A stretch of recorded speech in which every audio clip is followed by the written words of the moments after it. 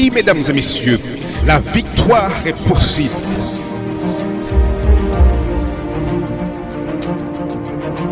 Ne perdez pas espoir.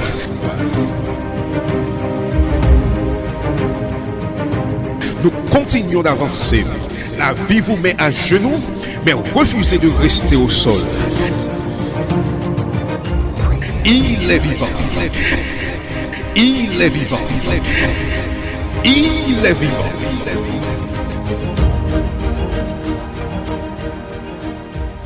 Mesdames et messieurs, RJV vous présente votre conférence biblique Voici ton Dieu.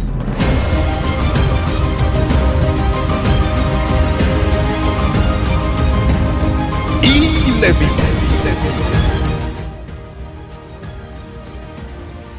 Salut à tous et merci à vous d'honorer ce rendez-vous journalier autour de la parole de Dieu. Aujourd'hui, nous nous intéressons à la parabole de l'enfant prodigue. Nous traiterons cette histoire en 2 présentations. La première étude a pour titre « Un père qui attend ». Pour commencer cette réflexion, je vous invite à prier Dieu avec moi.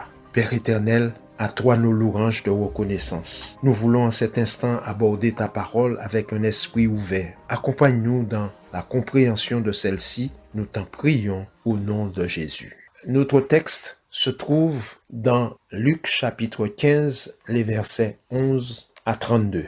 Cette histoire est titrée la parabole de l'enfant prodigue. Le texte proposé se situe dans une suite de paraboles sur le thème perdu et retrouvé. Ici, il s'agit d'un fils parti loin en dilapidant le patrimoine familial. En lisant ou en entendant la parabole, on pourrait donner comme titre à cette histoire « Une famille en difficulté ». Parce que la parabole commence par présenter le fils cadet, un garçon qui décide de quitter la maison familiale pour s'amuser, voyager et connaître le monde. Pour cela, qu'est-ce qu'il fait? Il prend l'initiative de demander sa part d'héritage. Oui, il demande sa part d'héritage. En agissant ainsi, il fait comme si son père était mort, étant donné qu'en cette société, comme pour nous aujourd'hui, les enfants n'hériteraient normalement qu'après la mort de leurs parents. Ainsi, exiger sa part d'héritage, c'est exclure de même son père et son frère. En réalité, le jeune homme agit comme si ces derniers n'existent plus, puisqu'il ne leur demande même pas leur avis sur un sujet aussi sérieux que la répartition du patrimoine familial.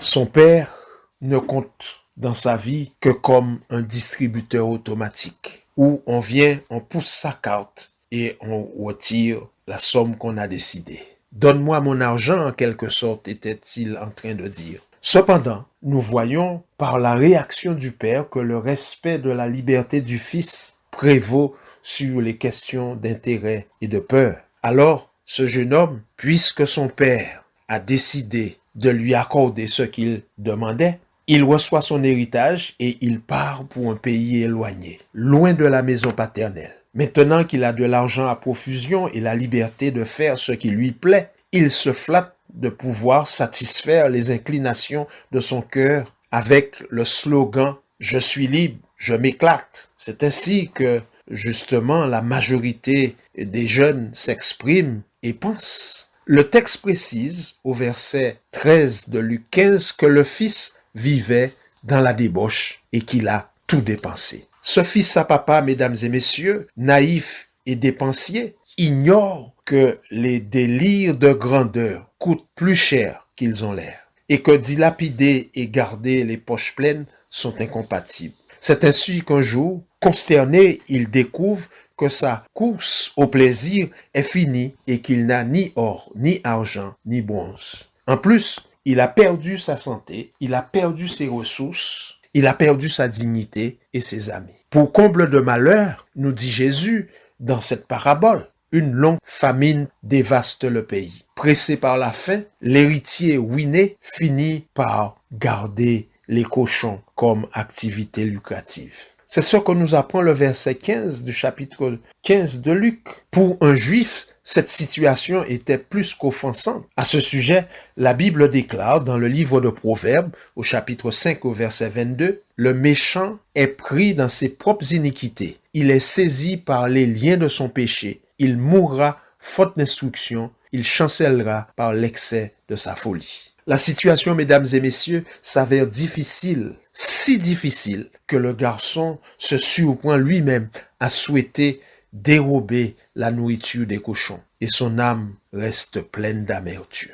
Quel tableau de la situation, de la condition du pécheur, décidé à suivre ses caprices et à s'adonner à des plaisirs coupables, et ceci malgré les bienfaits que Dieu lui prodige dans son amour. Comme l'enfant prodige, partant pour un pays éloigné, le pécheur cherche le bonheur dans l'oubli de Dieu. Mais je voudrais te dire, cher ami, que celui qui se sépare de Dieu dans un esprit d'indépendance est esclave de Mammon.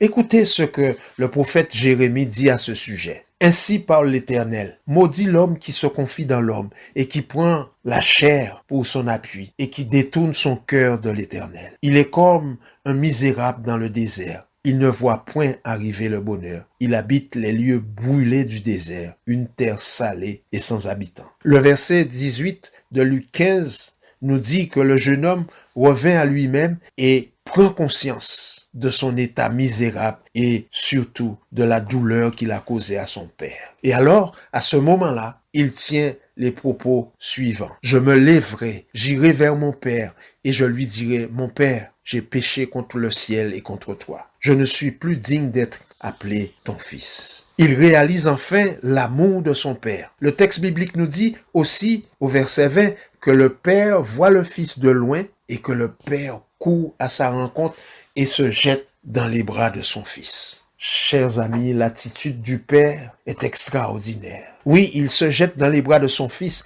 il ne lui fait aucun reproche. Et l'enfant prodige a le sentiment que sa faute est pardonnée, oubliée, effacée pour toujours. Cette parabole, mesdames et messieurs, nous parle de notre Père Céleste qui attend. Notre Père Céleste qui attend chacun de ses fils qui sont partis au loin. Et ce Père Céleste, il attend. Il scrute l'horizon, attendant que ses fils retournent. Dans Ésaïe, au chapitre 44, au verset 22, nous avons là les propos de Dieu. Il dit, « J'efface tes transgressions comme un nuage et tes péchés comme une nuée. Reviens à moi, car je t'ai racheté. » L'assurance nous est ainsi donnée de l'empressement de Dieu lorsqu'il s'agit d'accueillir le pécheur repentant. Cher ami, as-tu choisi la voie qui te plaisait? T'es-tu éloigné de Dieu? As-tu cherché à te délecter des fruits de la transgression jusqu'à ce qu'il t'en reste un goût de cendre? Je t'invite à rentrer à la maison de ton Père Céleste. Il t'appelle, écoute-le.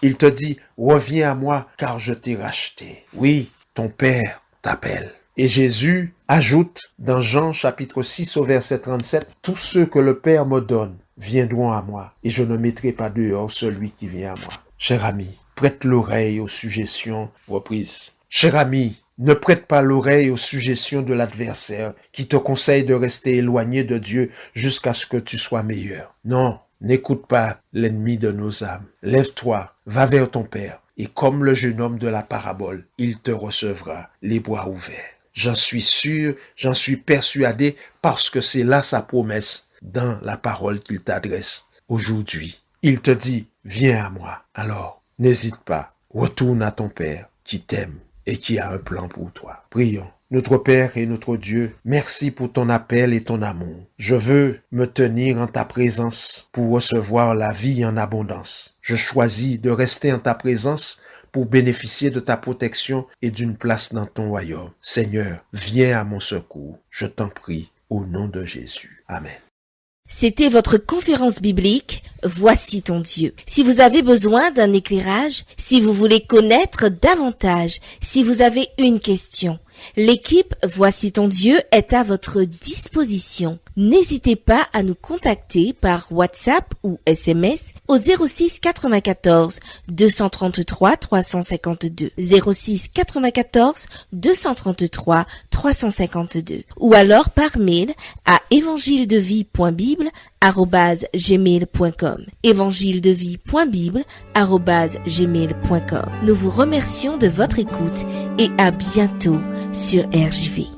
Tout est noir autour de toi, tu cherches ton chemin, le cœur brisé, déchiré et découragé.